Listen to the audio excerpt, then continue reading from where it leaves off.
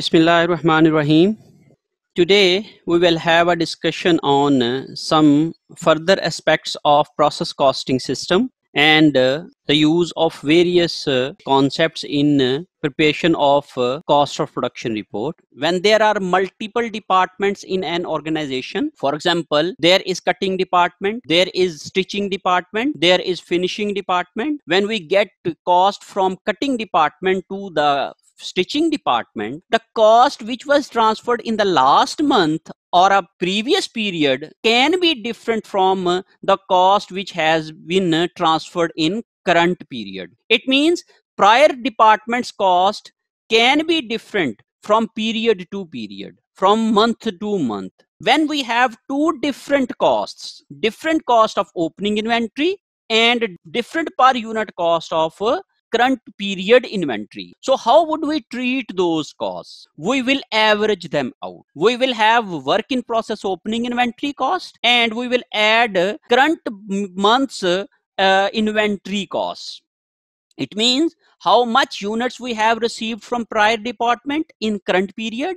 Definitely we will have the cost of those units, and some units were received in the previous period but still in the process, so those units may have also cost.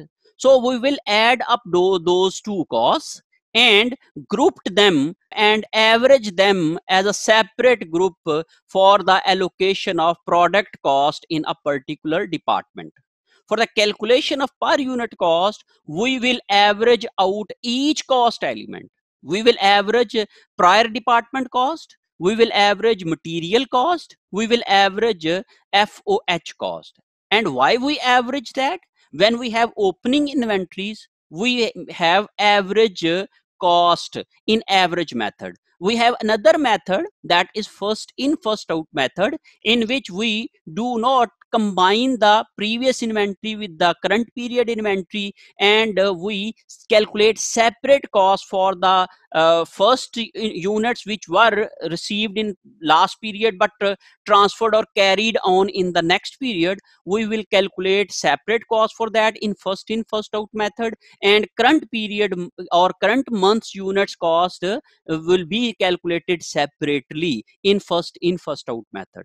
But in average method, we combine both of the cost, previous month's cost and this month's cost.